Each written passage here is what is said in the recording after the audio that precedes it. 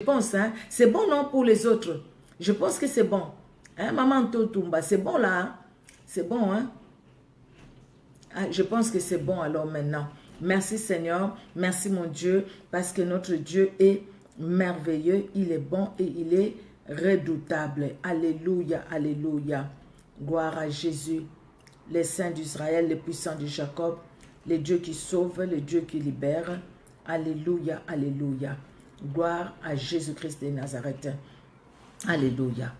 Alors, nous allons commencer. Je vous avais dit la dernière fois, bon, j'ai un téléphone ici qui bug beaucoup.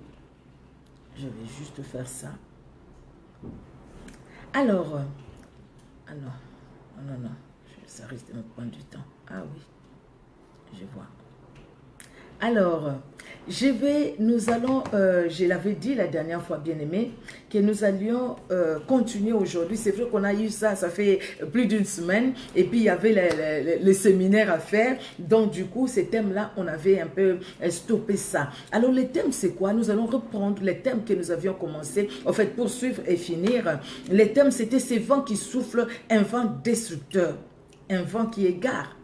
Beaucoup, bien aimé. Nous avons parlé de ça. Dans Éphésiens 4, 14, nous avions lu, la Bible nous dit, afin que nous ne soyons plus des enfants flottants et emportés à tout vent de doctrine, par la tromperie des hommes, par les ruses dans les moyens de séduction. Et nous avons plus retenu la version parole de vie qui nous dit, nous ne serons plus des bébés, nous ne ressemblerons plus à un petit bateau poussé dans tous les sens par les vagues de la mer. Nous ne serons plus, emportés de tous les côtés par les vents des idées fausses. Quelqu'un vient avec son idée et puis il fait de cette idée-là tout un enseignement qui va donner partout et au fait, il devient le prophète de cet enseignement-là. Il devient le prophète ou le gourou de ces vents-là, de cette doctrine-là. Et c'est pourquoi aujourd'hui, nous voyons les gens qui se proclament Dieu. Nous voyons des gens qui suivent telle personne. Ils disent, nous sommes de telles personnes, nous sommes de telles idées, nous sommes de telle idéologie. Il y a une vidéo qui a circulé et la personne a écrit, vous êtes chrétien, vous êtes chrétienne, suivez cette vidéo. Je n'ai pas suivi, j'ai juste regardé les commentaires et quand je vis les noms de la personne qui prêchait, tout de suite je me suis dit, j'ai compris de qui il parlait. Et quand je vis les témoignages, les commentaires aussi, j'ai compris. Parce qu'au fait, quelqu'un qui parle, au lieu de parler de la parole de Dieu, mais lui parle une personne qui s'est dit qu'il a écouté Dieu et qui a suivi Dieu, un peu comme le vieux prophète qui dit, moi aussi, l'ange de l'Éternel m'a parlé. Au lieu, le jeune prophète, lui qui a écouté vraiment Dieu lui-même, il vient maintenant, il change, il écoute celui qui dit que l'ange de l'Éternel m'a parlé. Et aujourd'hui, beaucoup, il y a ces vents-là, les gens qui ont construit leur doctrine à eux, les gens... aujourd'hui qui suivent tel ou tel autre, au lieu de suivre la parole, au lieu de suivre Jésus-Christ, mais on suit les hommes. On suit les hommes parce que cet homme-là a dit. Donc, voilà ce qu'il faut faire. Il y en a beaucoup, hein. Nous connaissons beaucoup, hein, beaucoup de telles dénominations, de telles autres, ainsi de suite, qui suivent une personne au lieu de suivre la parole qui est Jésus-Christ de Nazareth. Alors, les Philippiens, Paul nous dit, il dit, écoutez, vous et moi, parce que nous connaissons la vérité, vous et moi, parce que nous connaissons le Seigneur. Fini ces temps-là où chacun pouvait nous amener, nous conduire dans tout ce qu'il veut. Fini ces temps-là où nous serons comme ces bateaux, ces petits bateaux qui flottent dans l'eau, avec l'air qui flotte, qui va à gauche, qui va à droite, où chacun va nous amener dans ces fausses idées, dans ces idées fausses, au fait, c'est ce que la Bible nous dit, dans ces fausses idées, les idées qui ne glorifient pas les Seigneur, fini, ne soyons plus emportés à tout vent de doctrine, ne soyons plus emportés à tout enseignement qui sera donné. Quand quelqu'un dira, comme aujourd'hui ça se passe, ah non, il ne faut plus mettre ça, et on ne le mettra pas. Quand quelqu'un dira, il ne faut plus manger ça, parce que si tu le manges, ça va t'essuyer, ça va faire ceci, ça va faire cela. Et pourtant, ce n'est pas ce qui entre qui suit l'homme, Jésus-Christ l'a dit, mais ce qui sort, ce qui vient du cœur de l'homme. Et ce n'est pas la nourriture qui va empêcher l'homme d'aller au ciel, mais c'est sa relation avec Jésus-Christ. Si la personne n'a pas donné sa vie à Jésus-Christ, cette personne-là ne pourra pas voir le ciel. Donc, nous faisons attention, ne pas être emporté à tout vent des doctrines, bien-aimés. Hébreux 13, 9, Hébreux 13, 9, la dernière fois, on ne l'a pas lu, Hébreux 13, 9 nous dit, ne vous laissez pas entraîner par des doctrines diverses et étrangères. Car il est bon que le cœur soit affermi par la grâce et non par les aliments qui n'ont servi de rien à ceux qui s'y sont attachés.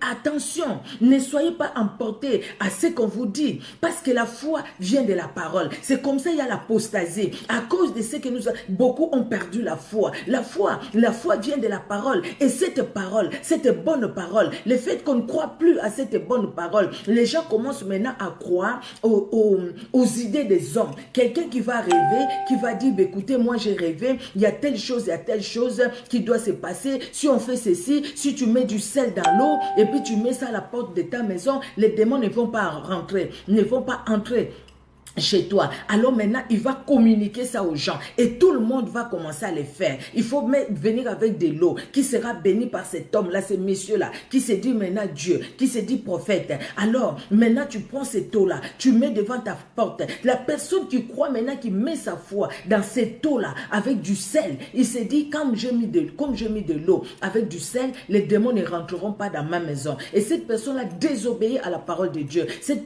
personne-là est entraînée par ces vents qui soufflent aujourd'hui, ces vents qui soufflent dans ce monde, ces vents de distraction, ces vents de perdition, ces vents de destruction qui détruisent la foi. C'est pourquoi l'apostasie s'installe. De fausses croyances, oui mon frère Lemousi. L'apostasie s'installe dans l'église, dans la vie des enfants de Dieu que nous sommes, dans nos familles, dans nos milieux où nous sommes. L'apostasie s'installe. Parce qu'on parle de l'apostasie, on ne parle pas des païens, on parle des chrétiens. Parce que les païens, ils croient déjà pas à Jésus-Christ qui est la parole de Dieu. Mais les chrétiens croient en Jésus-Christ. Donc quand on parle de l'apostasie, c'est cet abandon de la foi. On abandonne la parole qui est la véritable pour mettre sa foi où? Dans les croyances humaines. Et c'est des choses que nous voyons aujourd'hui, bien-aimés. Quand on a dit telle personne, quand il prie pour toi, il va sortir tout ce que tu as dans ton ventre. Il va sortir des clous, il va sortir des cancrelats, il va sortir ci, il va sortir ça. Ces clous-là, ces cancrelats, c'était où? Tu vas pleurer. Cette maman-là, elle pleure. Pourquoi? Parce que tu t'imagines que tout ça, c'était dans mon corps. Mais non, c'est pas vrai. Parce qu'au fait, il a juste fait un tour de magie et toi, tu crois que ces choses-là étaient en toi. Mais tu crois à ce qu'il t'a dit. Donc, pendant ce temps-là, tu tombes dans l'apostasie parce que tu perds la foi par rapport à la vraie parole. Par rapport à la vraie parole. Tu perds la foi. Tu perds la foi et tu perds ça par rapport à la vraie parole. Un vent mauvais qui circule, qui dit, ah, une femme ne peut pas prêcher. Parce que tout simplement, ils ont lu Paul, mais ils n'ont pas compris Paul. La femme, Dieu a dit, je répandrai mon esprit sur toute chair, vos fils et vos filles. Une fille, c'est une femme. Et Dieu a dit, psaume 68, 11, Dieu a envoyé sa parole et les messagers de la bonne nouvelle forment une grande armée. Et les femmes qui ont compris, Darby nous dit, les femmes qui ont compris, et ces femmes-là se sont levées pour proclamer la parole de Dieu. Aujourd'hui, il y a un vent qui circule pour dire, pourquoi une femme prêche? Les femmes qui prêchent, ce sont des sorcières. Entre-temps, eux-mêmes, qui vont injurier ces femmes, c'est de vrais sorciers. Entre-temps, les gens qui leur disent qu'une femme ne peut pas prêcher, c'est de vrais sorciers. Des vrais sorciers qui sortent la nuit, qui vont dans les mers, qui couchent avec des sirènes des eaux. Ils viennent leur dire, la femme ne peut pas prêcher. Et eux aussi, bêtement, ils se promènent dans les lives pour dire, une femme ne peut pas prêcher, une femme ne peut pas prêcher. Montre la parole de Dieu. Les messagers de bonnes nouvelles, Dieu dit une parole. Et les messagers de bonnes nouvelles sont une grande armée. Femme, prêche la parole de Dieu. Femme, dis ce que Dieu t'a dit de dire. C'est un vent destructeur qui veut détruire la mission que Dieu a mis dans les femmes, qui veut détruire le Saint-Esprit qui agit dans les femmes, qui veut les détruire. C'est un vent qu'il ne faut pas suivre. C'est un vent qu'il ne faut même pas en parler. Nous, mais heureusement, merci Seigneur, parce que nous comprenons cela. Nous comprenons que c'est Dieu qui choisit les hommes. Nous comprenons aussi que c'est Dieu qui choisit les femmes. Nous les comprenons. La femme, comme l'homme, a été créée à l'image et à la ressemblance de Dieu. La femme n'est pas un sous-homme. La femme, c'est une créature que Dieu a créée. Quand Dieu a puni l'homme à cause du péché, il a puni aussi la femme à cause du péché. Et Dieu a racheté le monde par une femme qui est symbole de la femme en tant qu'épouse, de la femme en tant qu'église. Dieu dit une parole, le psaume 68, 11. Psaume 68, 11. Dieu dit une parole, les messagères, les femmes fortes, les femmes qui entendent, qui s'élèvent, sont une grande armée. Elles vont aller proclamer cette parole-là que Dieu a dit. Ce n'est pas un homme, c'est Dieu qui le dit. C'est dans la Bible. Psaume 68, 11. Vous pouvez l'écrire. C'est dans la Bible. C'est dans la Bible. Les messagers de la bonne nouvelle sont une grande armée. Elles vont une grande armée, elles vont proclamer la grandeur de Dieu. Donc, faisons attention à ces vents mauvais qui circulent. Parce qu'une femme, on peut parler une femme parle de la part de Dieu et cette parole-là qui peut percuter un cœur. Cette parole-là peut changer une vie.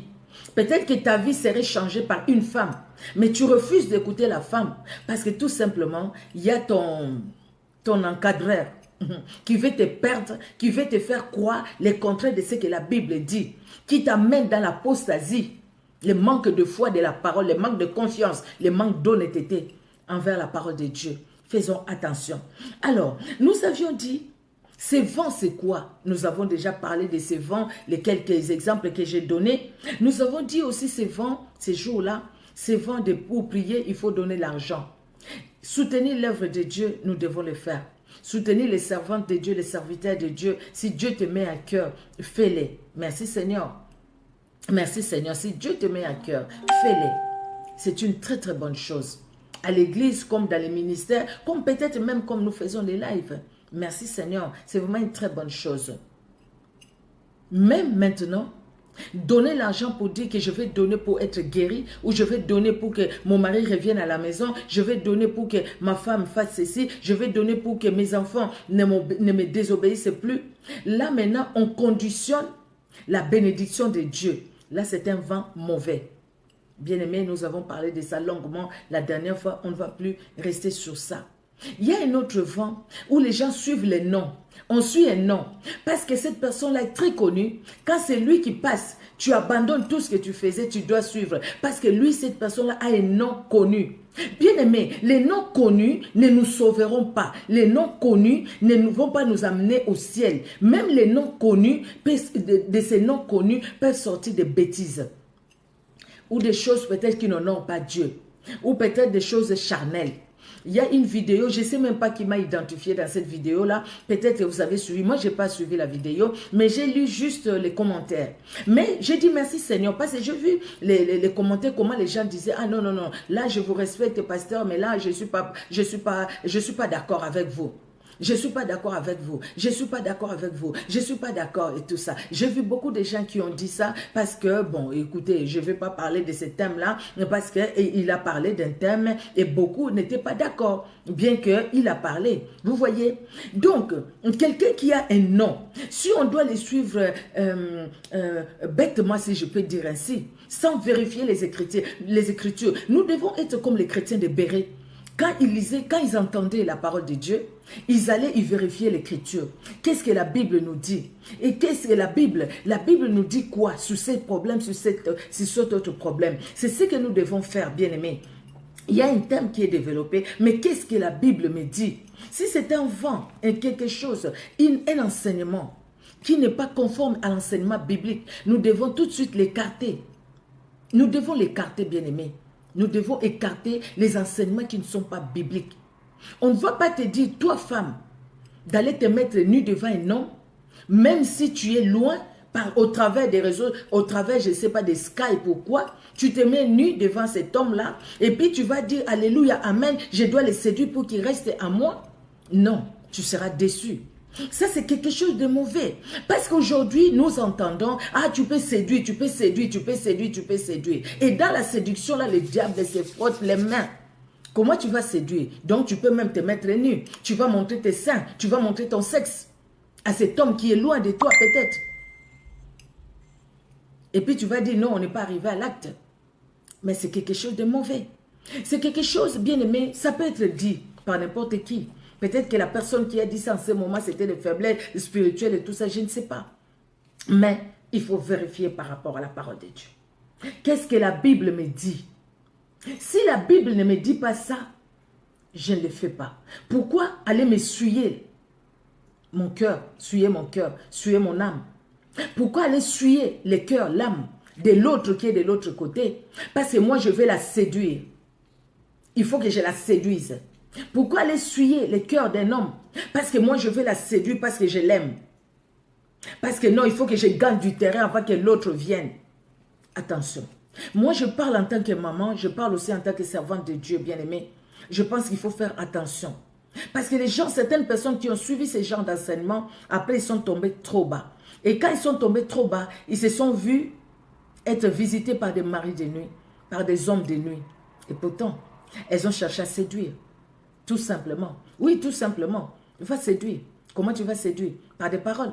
Tu changes la voix. Tu parles comme un gamin, comme une gamine. Tout simplement pour séduire de l'autre côté. Oui, séduire. Séduire parce que c'est bien, tu trouves que c'est bien. Mais c'est un vent mauvais. Ça, c'est un vent de destruction qui détruit la vie de beaucoup de gens. Qui détruit la vie, bien-aimée. Je l'ai dit, hein. Je l'ai dit. Je l'ai dit avec tristesse un peu. Avec tristesse dans mon cœur, mais je l'ai dit quand même. Parce que je devais le dire. Je dois le dire. Bien-aimés, faisons attention. Quelque part, posons-nous la question, si Jésus-Christ était sur la terre aujourd'hui, est-ce que Jésus-Christ nous donnerait ce genre d'enseignement où on va te demander à toi, une femme, d'aller courir devant un homme, de la séduire, de montrer tes seins, de montrer ton sexe? On va te donner ça. Tu vas le séduire comment? De changer ta voix? De parler comme quelqu'un, je ne sais pas comment, de la séduire par tes paroles? Quand tu parles de paroles comme ça, toi-même, tu ne vois pas que tu t'essuies. Et de l'autre côté, la personne qui est de l'autre côté, lui aussi s'essuie, non? C'est pareil comme les gens qui font aujourd'hui, qui font chanter les hommes de Dieu parce qu'il a filmé, il a fait ceci. Donc c'est pareil. Vous voyez? Si Dieu t'a choisi, Dieu a choisi cet homme-là pour toi. Cet homme-là sera pour toi. Même si tu ne lui montres pas les seins, tu ne cherches pas à les séduire par les moyens que tu utilises là. Les moyens que tu utilises. Il sera toujours à toi. Mais si ce n'est pas la volonté de Dieu, ça ne sera pas aussi la volonté de Dieu. Que tu cherches à les séduire ou pas. Ou à les séduire ou pas. Ou l'homme aussi, les garçons qui cherchent à séduire la fille ou pas. Ça ne sera pas dans la volonté de Dieu. Cherchons la volonté de Dieu. Arrêtons de marcher dans la chair. Parce que ça, c'est un vent mauvais. Arrêtons de marcher dans la chair. Parce que la chair, ça ne va pas honorer Dieu. Même pas nous-mêmes, bien-aimés. Attention. Mentir sur Dieu, nous avions parlé de ça la dernière fois aussi. Dieu m'a dit, il y a ma sœur Tonita qui dit même, si Dieu m'a dit était une personne, oh là là, je pense que ça serait terrible. Dieu m'a dit, et même fatigué, hein, c'est ça, hein, que Dieu m'a dit, et même fatigué. Tellement Dieu m'a dit aussi fatigué. Dieu m'a dit, s'il était une personne, il allait dire, laissez-moi un peu tranquille. Non, non, non, Dieu n'a pas dit. Vous voyez, c'est un vent aussi qui est maintenant, quelqu'un qui veut parler par lui-même, au lieu de parler par lui-même, de dire voilà ce que moi je vois, voilà ce que je pense, maintenant c'est Dieu m'a dit, même si Dieu n'a rien dit au fait.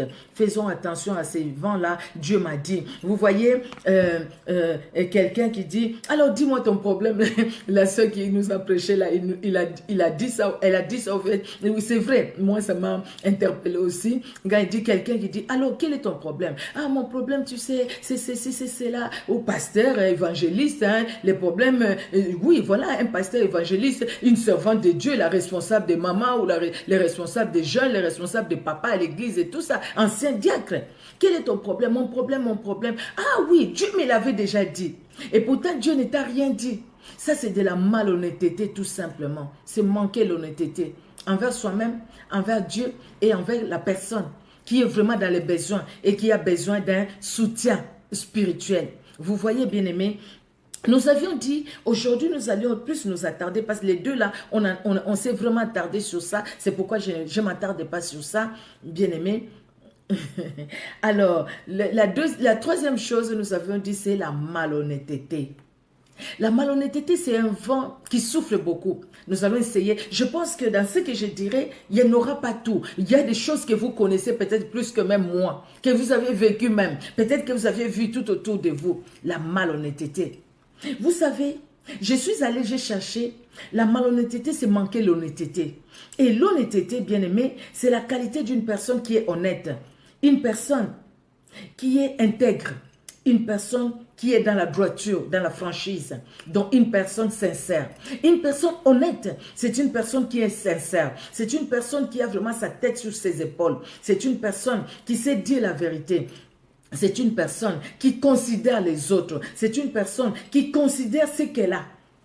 Ce qu'elle a, ce que les autres ont, qui considère ce que Dieu est, ce qu'il est et ce qu'il a. Et ce qu'il est capable de faire. Mais une malhonnête, c'est quelqu'un qui est le contraire de l'honnêteté. Donc, c'est quelqu'un qui est menteur, c'est quelqu'un qui est hypocrite, c'est quelqu'un qui ne considère pas les autres, c'est quelqu'un qui n'est pas sincère tout simplement. C'est quelqu'un qui vit dans les mensonges. Et qu'est-ce que la Bible nous dit dans Colossiens chapitre 3? Colossiens chapitre 3. Colossiens chapitre 3. Nous allons lire du 9e au 11e verset. Colossiens chapitre 3, du 9e au 11e verset, la Bible nous dit: ne mentez pas les uns aux autres, vous étant dépouillés du vieil homme et de ses œuvres, et ayant revêtu l'homme nouveau qui se renouvelle dans la connaissance selon l'image de celui qui l'a créé. Oui, il n'y a ici ni grec, ni juif, ni circoncis, ni incirconcis, ni barbare, ni chite, ni esclave, ni libre, mais Christ est tout en tout. Ne mentez pas les uns aux autres, vous étant dépouillés du vieil homme. Parce qu'au fait, un malhonnête, c'est quelqu'un qui vit encore dans le vieil homme. Parce que les mensonges, c'est devenu sa vie. Nous allons voir comment des fois nous tombons dans la malhonnêteté. Nous tombons dans la malhonnêteté, bien-aimés.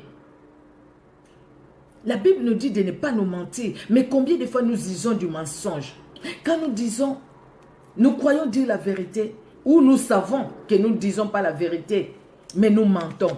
Nous croyons mentir à Dieu, mais nous nous mentons à nous-mêmes. Nous croyons mentir aux autres, mais nous nous mentons à nous-mêmes. Nous croyons nous mentir, mais nous nous mentons aussi, bien-aimés. La malhonnêteté. Quelque chose de grave, quelque chose que nous voyons aujourd'hui, même dans nos églises. Nous, ce que le Seigneur veut de toi et de moi, que nous puissions cultiver l'honnêteté, que nous puissions avoir cette fleur-là de l'honnêteté, cultiver cette fleur-là en nous. Donc cette fleur-là de sincérité, cette fleur-là, bien-aimée, d'intégrité, de loyauté envers Dieu, envers notre prochain, envers nous-mêmes, envers la parole de Dieu, bien-aimé. Nous pouvons mentir à tout, mais malheureusement, il nous arrive même de mentir à la parole de Dieu. La parole de Dieu qui est lumière, la parole de Dieu qui est vérité. Quand tu mens, tout de suite, la parole de Dieu voit que tu mens. Vous voyez l'histoire d'Ananias et Saphira? Ils ont cru qu'ils mentaient à Pierre, mais Pierre dit, comment c'est Satan a gagné ton cœur jusqu'à ce que tu ailles mentir au Saint-Esprit? Tu n'as pas menti à un homme, mais tu as menti au Saint-Esprit. Bien aimé, des fois, quand nous sommes malhonnêtes envers la parole de Dieu, nous croyons mentir à un homme, mais nous mentons au Saint-Esprit. Si tu ne te sens pas bien le matin, tu trouves vraiment que tu veux pas aller à l'église, ne va pas à l'église, reste chez toi. Mais si tu vas à l'église, tu es là, mais tu n'es pas là. Tu mens, non? Tu mens. Le pasteur voit que tu es là. Tu es allé pour que le pasteur voit que tu es là. Mais toi-même, tu sais que tu n'étais même pas là. Même pas là. Tu vois? Et ça se sent, ça se voit. Maintenant donc, tu as passé ton temps, tu n'as rien reçu. Et même si le Seigneur avait béni ces jours-là, le Seigneur est descendu parce que sa présence est là. Il a étendu sa main, il a béni. Toi, tu n'as même pas cette bénédiction-là. Pourquoi? Parce que tu n'étais pas présent dans les cultes, où tu étais présente ou présent physiquement avec ton corps, mais spirituellement, tu n'étais même pas là. Tu es allé juste pour marquer la présence. Tu es allé juste pour chauffer les bancs. Tu es allé juste pour que les pasteurs disent, il est toujours à l'église, présent toujours à l'église. C'est pourquoi la chrétienté ne dépend pas de la personne qui est toujours à l'église. Quelqu'un peut être toujours à l'église et ne pas être chrétien, ne pas être chrétienne. Et quelqu'un peut venir, des fois il n'a pas pu, il n'est pas venu, mais c'est quelqu'un qui aime Dieu de tout son cœur. De tout son cœur, il aime Dieu ou elle aime Dieu, bien-aimé. Vous voyez Job. Job était dans une situation difficile. Job était dans une situation où il a connu des épreuves. Dieu a permis ces épreuves-là. À un moment, sa femme dit, maudit Dieu et meurt. Ses amis se sont moqués de lui. Job, à un moment, dit, ah, je maudis les jours les jours de ma naissance. Je maudis même cette personne-là qui a couru pour dire à ma mère, ah, tu as un garçon. Pourquoi ne suis-je pas mort? Pourquoi? Et Dieu va venir. Dieu va parler à Job. Job 42, verset 3. Tu vas assombrer mes desseins et Job va se repentir. Job va dire, mais tu es grand. Tu es tellement grand. Je n'ai pas pensé à ta grandeur. Donc je ne pouvais pas parler. Je ne pouvais pas. C'est pourquoi plus tard il va dire, mon oreille, mes oreilles ont entendu parler de toi, mais maintenant mon œil t'a vu. J'ai vu qui tu es, j'ai vu ce que tu es capable de faire. J'ai vu que ma vie, Job, t'appartient. Job a reconnu devant Dieu que Dieu était grand, que Dieu était puissant. C'est ça l'honnêteté, c'est ça la sincérité, reconnaître. Mais il y a des gens qui n'ont pas reconnu Adam et Ève. Adam et Ève, ils ont péché. Dieu est descendu dans le jardin parce qu'il descendait, il parlait avec eux, il les visitait. Ils ont entendu les pieds de Dieu. Dieu marchait. La Bible nous dit Dieu marchait. Et Adam et Ève, qu'est-ce qu'ils ont fait? Ils sont allés se cacher. Adam, Ève, où es-tu? Où êtes-vous? Nous nous sommes cachés. Pourquoi? Parce que nous sommes nus. Qui vous a appris que vous êtes nus? Voilà quelqu'un qui n'est pas honnête. C'est un accusateur. Un malhonnête, c'est un accusateur. Il accuse toujours les autres. C'est la faute des autres. Donc, vous savez, quelqu'un qui est malhonnête, c'est quelqu'un qui n'a jamais fait de tort. C'est quelqu'un qui est pur, plus que même la sainteté. Donc, lui, il ne fait jamais de tort à qui que ce soit. Donc, toutes les personnes, les autres lui font du mal. Les autres sont là pour lui parler mal. C'est la faute à X, c'est la faute à Y. Si quelque chose n'a pas marché dans sa vie, c'est la faute à mes parents. Si quelque chose, c'est la faute à mon frère, c'est la faute à ma soeur. Mais elle-même, la personne, ne voit pas ses responsabilités dans n'importe quelle situation. Tu n'as pas étudié, tu es élève. Tu vas faire l'interro, tu as échoué. Ah non, c'était la faute à ma maman parce que maman m'a envoyé faire ceci. C'était la faute à mon papa parce que c'était la faute à. C'était la faute au film que j'ai regardé. Mais qui t'a poussé à regarder ces films-là? Et c'est quelqu'un t'a dit de regarder les films. Personne ne te l'a dit. Mais toi, tu mets toujours la faute sur les dos des autres. Adam et Ève. Adam va mettre la faute. Ah, c'est la femme que tu m'as donnée. Et la femme, tu as mangé le fruit interdit. C'est le serpent. Donc au final, c'est toi Dieu qui m'a donné cette femme, c'est ta faute parce que tu m'as donné la femme. Et puis au final, non, c'est toi Dieu qui a créé les serpents, donc c'est ta faute parce que tu as créé les serpents.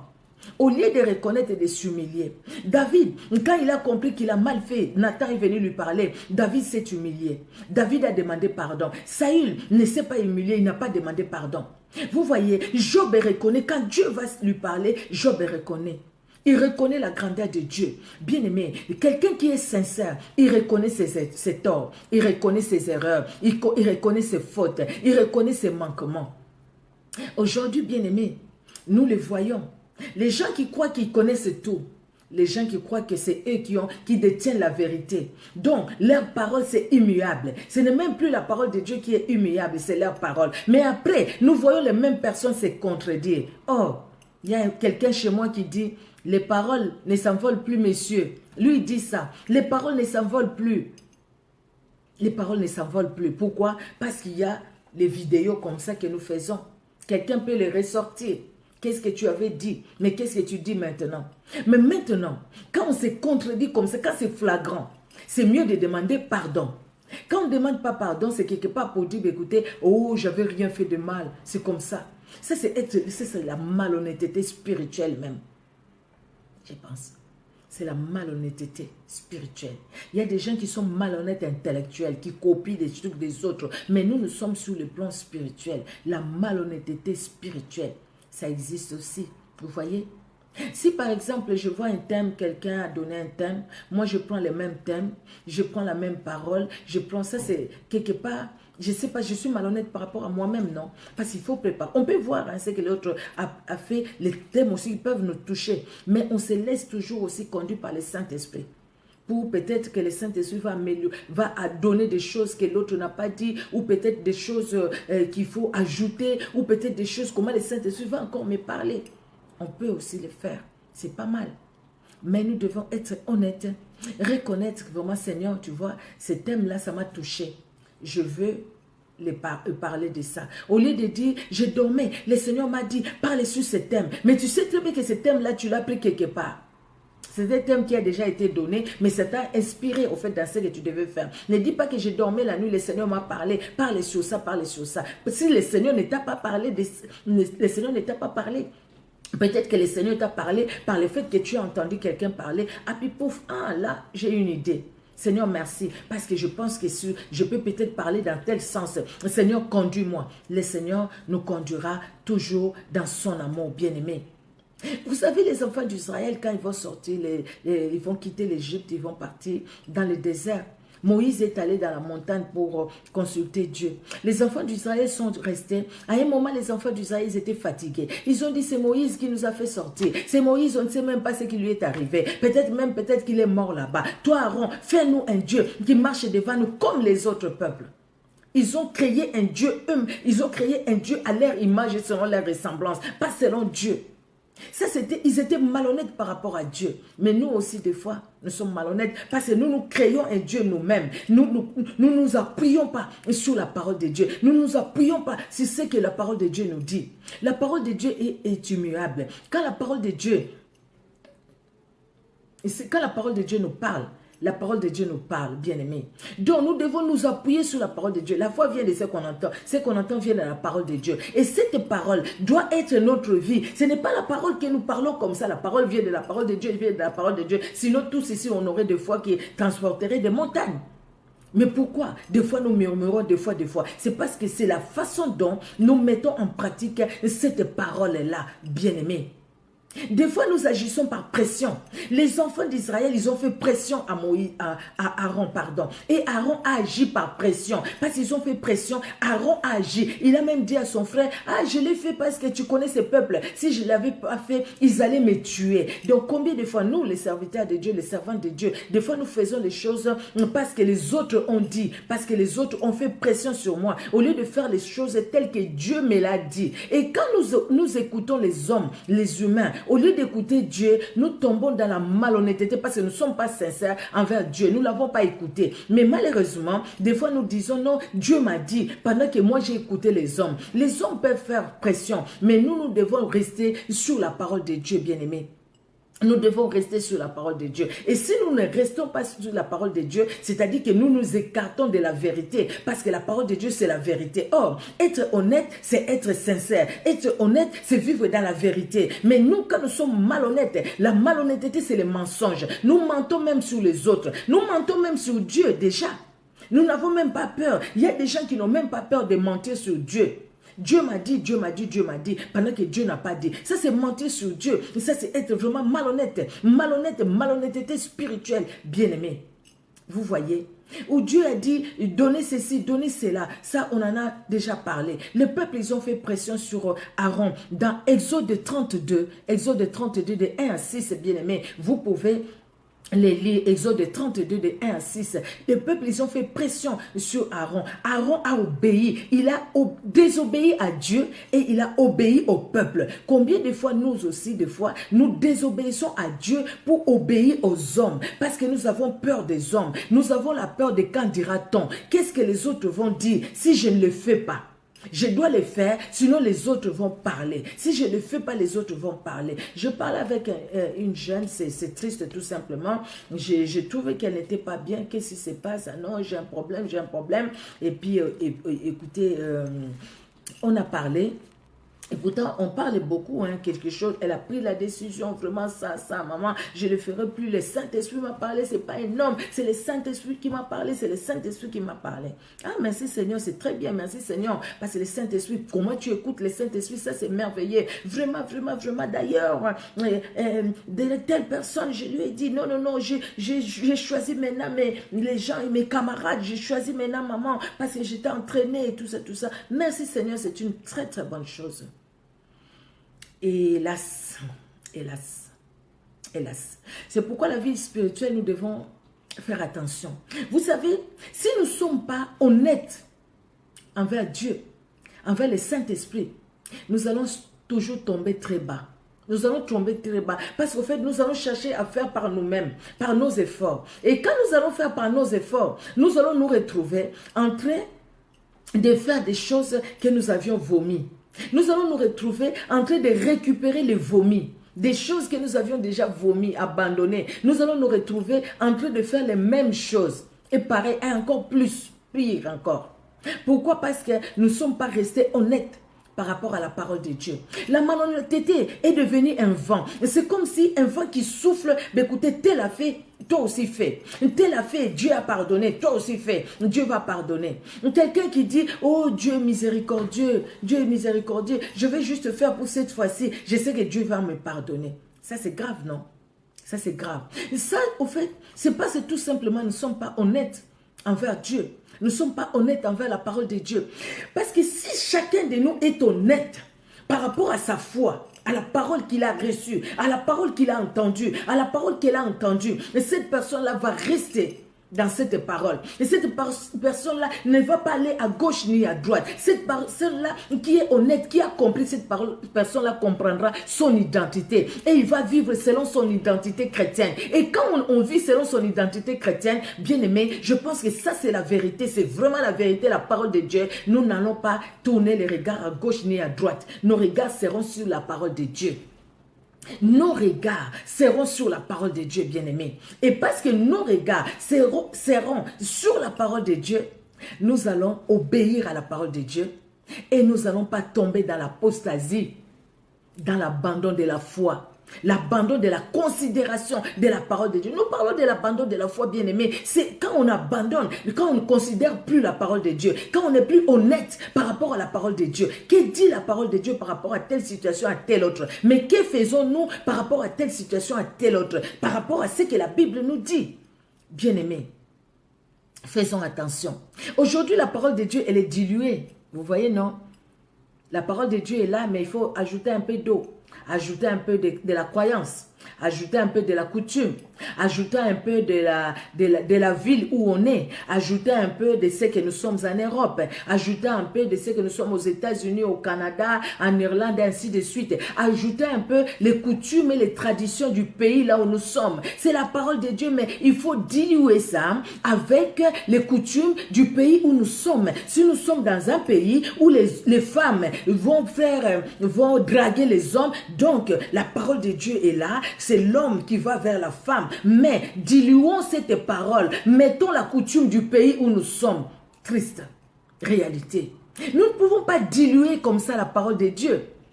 Non, ça c'est ça. Et dire, écoutez, ce sont les opinions humaines. Dites plutôt, voilà mon opinion. Mais ne dites pas que la parole de Dieu l'a dit, si la parole de Dieu ne l'a pas dit, bien-aimé. Ça c'est diluer la parole de Dieu. Nous diluons la parole de Dieu aujourd'hui. Aujourd'hui, quelqu'un qui craignait Dieu en Afrique, il ne pouvait pas aller vivre avec quelqu'un sans le mariage d'abord. Mais aujourd'hui, en Europe, nous le faisons. Pourquoi? Parce que nous diluons la parole de Dieu. La parole de Dieu est diluée. Merci, parce qu'après, ce qui régularise la situation, merci. Le temps passé, c'est passé. Mais il y a de ceux qui ne régularisent pas la situation, qui restent dans cette situation-là, qui te dira aujourd'hui, non, moi je vais servir Dieu, je ne veux plus vivre dans cette situation. Mais demain, qui au fait, qui monte aux hommes, au lieu de voir que Dieu le voit. Nous sommes que des humains. Ne craignez pas les hommes, ceux qui peuvent juste tuer les corps. Mais la Bible dit, craignons plutôt ceux qui peuvent tuer et le corps et l'esprit. Bien-aimé, aujourd'hui la crainte c'est plutôt les hommes. Nous craignons les pasteurs. Ah, si le pasteur me voit, si le pasteur me voit. Mais est-ce que Dieu te voit ou Dieu ne te voit pas? Maintenant que Dieu te voit, mais vous voyez la malhonnêteté dans laquelle l'église est tombée? Un malhonnête c'est un hypocrite, je l'ai dit tout à l'heure. L'église est tombée dans l'hypocrisie. Les enfants de Dieu que nous sommes tombés dans l'hypocrisie parce que nous sommes malhonnêtes tout simplement. Malhonnêtes par rapport à la parole de Dieu. Nous craignons les hommes au lieu de craindre Dieu. Les hommes qui ne peuvent pas nous voir. Moi, je suis là. Je ne vois pas ce qui se passe dehors. Mais Dieu voit ce qui se passe dehors. Partout où chacun de nous a marché aujourd'hui, Dieu a vu. Là où chacun de nous est entré, Dieu a vu. Quand nous sommes entrés dans les magasins, Dieu a vu. Quand quelqu'un déplaçait les prix, Dieu a vu. Quand tu vas à la cave, tu vas dire que tu es femme seule, pendant que tu as un homme à la maison, Dieu te voit. Ça, ce n'est pas la malhonnêteté spirituelle, ça. C'est la malhonnêteté. Tu trompes l'État, tu trompes Dieu aussi. Tu trompes Dieu. Vous voyez, bien-aimé, tu trompes Dieu. Tu vis avec un homme qui est ton mari. Entre-temps, vous êtes mariés. Entre-temps, toi, tu vis avec un autre homme parce que cet homme-là va me donner des papiers. Mais toi, l'homme, tu as accepté. Et vous vivez ensemble. L'homme, maintenant, c'est ton cousin. Et ta femme, c'est ta cousine. Et vous vivez ensemble. Tout ça pour avoir les papiers. Est-ce que vraiment le Dieu qui vous a conduit des lois, vous avez pris l'avion, vous avez traversé des océans, vous êtes arrivé dans un pays XY, et ce Dieu-là ne pourvoira pas. C'est lui qui vous a conduit. Est-ce que Dieu vous a dit d'aller dans ces mensonges-là pour avoir les papiers pendant que Dieu est capable de vous donner? Il y a des gens qui ont eu des papiers sans passer par tous ces mensonges. Mais pourquoi passer jusque-là? Donc tu acceptes l'adultère dans ta maison. Toi, tu es dans une chambre avec les enfants parce que toi, tu es le cousin. Et ta femme est dans une chambre avec un homme qui l'a épousé. Et ta femme est la cousine. Donc, quand cet homme-là va au travail, c'est là où toi, tu récupères ta femme. Quelle saleté. Quelle saleté. Ça, c'est vivre comme des animaux. Ce n'est pas vivre comme des humains. Bien-aimés, Dieu est capable de grandes choses. Si nous croyons à cela, donc, nous devons être honnêtes. Et dire, écoutez, Dieu est capable de faire de grandes choses. Donc, Dieu est capable de le faire aussi dans ma vie. Dieu est capable de faire de grandes choses dans ma vie. Il est capable, bien-aimé. Mais pourquoi, aujourd'hui, nous tombons très bas? Nous tombons très bas tout simplement. Nous commençons à vivre comme des animaux au lieu de vivre comme des hommes que Dieu a créés. Et par surcroît, ceux qui sont serviteurs, servantes de Dieu, par surcroît, ceux qui connaissent la vérité, par surcroît, ceux qui portent le nom de Christ. Nous portons le nom de Christ. Mais qu'est-ce que nous faisons de ce nom de Christ? On ne peut pas porter ces noms saints, ces noms sincères, ces noms vérité. Jésus-Christ a dit, je suis le chemin, la vérité et la vie. Donc Jésus-Christ, c'est la vérité. On ne peut pas porter ces noms, porter la vérité et soi-même vivre dans les mensonges et soi-même vivre dans l'hypocrisie.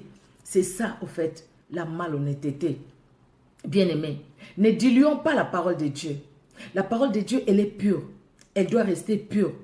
Mais le fait que nous commençons à diluer la parole de Dieu, avec nos coutumes, avec nos traditions, avec tout ce que nous vivons, parce que j'étais en Afrique, je suis en Europe, j'ajoute tout ce que je vois à la télé, les séries télé, tout ce que je vois à la télé, j'ajoute ça. J'ai dit oui, la parole de Dieu est là, mais il y a ça aussi.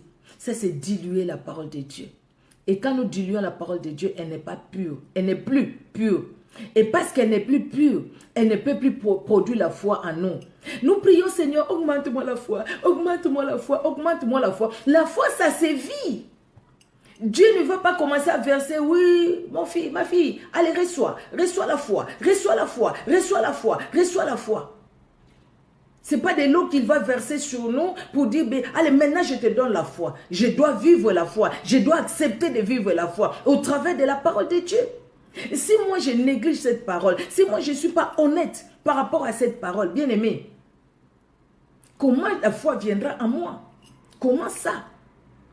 Ne vivons plus dans l'hypocrisie, dans les mensonges, bien aimé.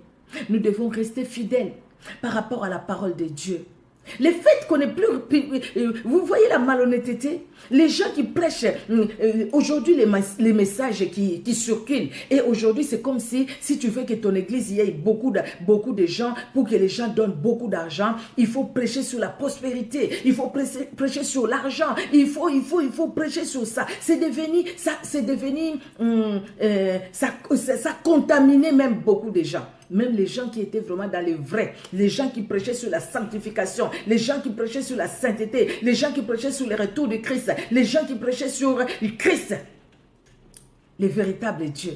Aujourd'hui, ils disent oui, on prêche sur Christ, mais sinon, je ne vais pas voyager, sinon, je n'aurai pas de belles voitures. Donc, en plus, il faut que je prêche sur donner, il vous sera donné.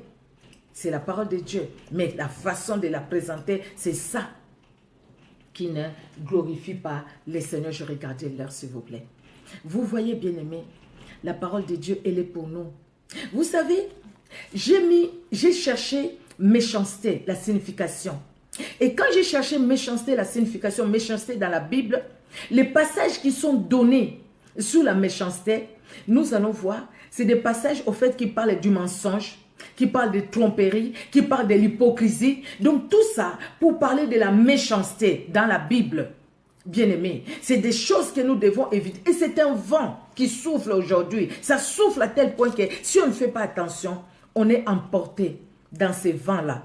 Nous allons voir, nous allons lire juste quelques versets, c'est pas long. Nous allons voir d'abord dans Lévitique 19, Lévitique chapitre 19, le verset 11 et le verset 12. Qu'est-ce que la Bible nous dit? 19, 11 et 12. Vous ne déroberez point et vous n'userez ni des mensonges, ni des tromperies les uns envers les autres. C'est ce que nous avions lu dans Colossiens 3 aussi. Ne vous trompez pas les uns les autres. N'usez pas des mensonges, n'usez pas de tromperies les uns envers les autres.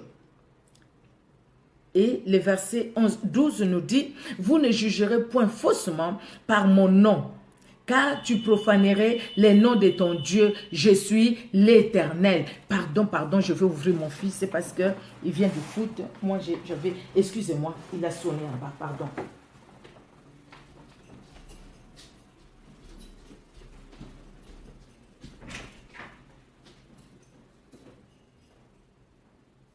Allô? C'est toi? Ok, j'ai ouvert.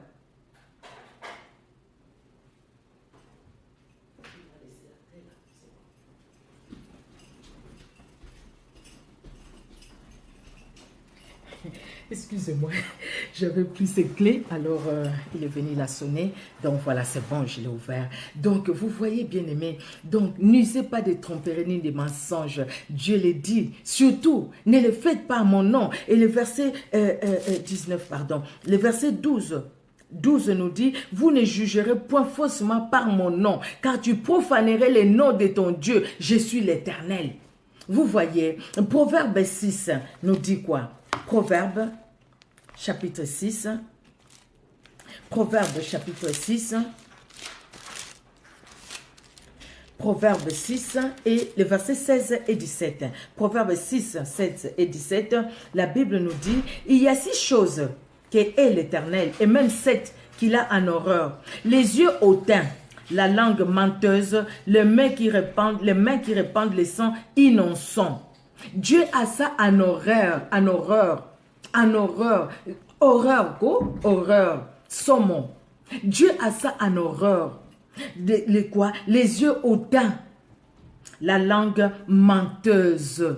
Donc un malhonnête, nous avions dit, c'est quelqu'un qui est un menteur. Cette langue menteuse, la langue menteuse tue, la langue menteuse détruit, la langue menteuse sépare, la langue menteuse ne construit pas, détruit, comme je l'ai dit tout à l'heure. La langue menteuse détruit les foyers, détruit les familles, détruit les amitiés, bien-aimés. Donc Dieu nous interdit. Mettez vous-même, vous pouvez aller dans Google, mettez méchanceté. Vous allez voir méchanceté dans la Bible. Vous allez voir les passages qu'on vous donne. C'est les passages qui parlent de ça. Donc ces passages-là, je les ai trouvés dans la méchanceté dans la Bible. Donc, quelqu'un qui vit ces choses-là, quelqu'un qui est orgueilleux, quelqu'un qui est un menteur, malhonnêteté, pardon, c'est quelqu'un qui est malhonnête. La méchanceté, c'est la malhonnêteté. Vous voyez, il y a des gens qui haïssent les autres pour le plaisir. C'est la malhonnêteté. Alors, Proverbe 29, 12, on finit là. 29, 12, c'est le dernier passage. Proverbe 29, 12, la Bible nous dit, quand celui qui domine a égard aux paroles mensongères, tous ses serviteurs sont des méchants. Donc, quand les chefs ne marchent pas bien dans les mensonges, alors tous ses serviteurs sont des méchants. Vous voyez, c'est le chef qui est dans les mensonges, mais les serviteurs sont dans la méchanceté. Pourquoi? Parce que ça se contamine. ça contamine. Vous voyez, non? Si l'autre qui est en haut là-bas commence par mentir, faire des choses qui ne glorifient pas Dieu, les autres aussi vont faire pareil. Ça va contaminer. Aujourd'hui, il y a une contamination. Contamination, regardons ce qui se passe dans nos milieux, dans nos églises. Une contamination. Contamination d'un vent mauvais. Parce que tel a menti. Il faut mentir. Il faut faire ceci, il faut faire cela pour avoir l'argent, pour avoir beaucoup de gens, pour avoir. Et les autres aussi les suivent. Les autres les suivent. Et aujourd'hui, des fois, les fidèles, nous ne savons pas où aller. Les fidèles, nous ne savons pas quoi faire. Mais merci Seigneur, parce que dans tout, là où il y a le faux, les vrais ne manquent pas. Que Dieu nous conduise vers le vrai. Que Dieu nous ouvre les yeux pour que nous puissions voir les vrais. Les vrais, ça existe. Les vrais hommes de Dieu, les vraies femmes de Dieu, les gens honnêtes, les gens sincères, les gens qui craignent Dieu en dépit des faiblesses. Que Dieu nous aide à rencontrer ces personnes-là, afin que nous puissions vraiment nous attacher à Dieu. Que ces personnes-là nous aident à nous attacher vraiment plus à Dieu. Parce que eux, qui seront nos encadreurs, ils vont marcher dans la vérité. Donc nous aussi, nous allons marcher dans l'honnêteté. Vous voyez, si les encadreurs marchent dans les mensonges, les serviteurs vont marcher dans la méchanceté, la Bible nous dit. Ça sera tellement mensonge, ils vont mentir encore plus dans la méchanceté. Et si les responsables sont dans la vérité, nous qui allons les suivre, nous qui allons être sous leur direction, nous allons marcher dans l'honnêteté. C'est ce que la Bible nous demande et ça sera un bon vent. Un bon vent. Il y a le vent mauvais, bien aimé, mais il y a aussi le vent du Saint-Esprit qui souffle aujourd'hui sur cette terre. Joël 2 nous le dit. Je répandrai mon esprit sur toute chair. Vos fils et vos filles prophétiseront. Vos vieillards auront des songes. Joël 2, un vent, un bon vent. Un bon vent, c'est le vent du Saint-Esprit. Suivons ces vents-là. Suivons le vent du Saint-Esprit. Ne suivons pas les vents destructeurs, mais suivons le vent du Saint-Esprit. Parce que le vent mauvais est là. Le vent qui nous détruit, qui nous égare. Il y a aussi le bon vent qui nous construit. C'est le vent du Saint-Esprit.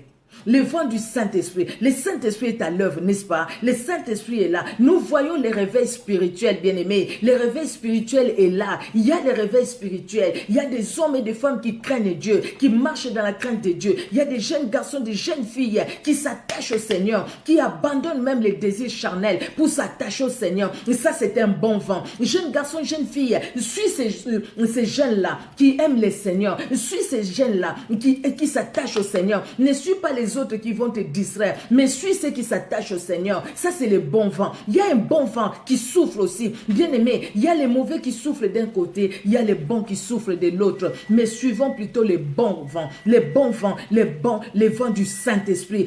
Parce que le Saint-Esprit souffle, le Saint-Esprit souffle, le Saint-Esprit souffle. Je répandrai mon esprit, je répandrai. La Bible le dit, Joël a prophétisé, Dieu répand son esprit. Il a répandu son esprit. Le vent du Saint-Esprit souffle, qui accepte maintenant d'être emporté par ces bons vents, qui accepte d'être emporté par ces bons vents. Celui qui accepte d'être emporté par ces bons vents sera emporté par ces bons vents. Et quand on est emporté par ces bons vents, les vents du Saint-Esprit, bien aimé, nous vivons dans l'honnêteté.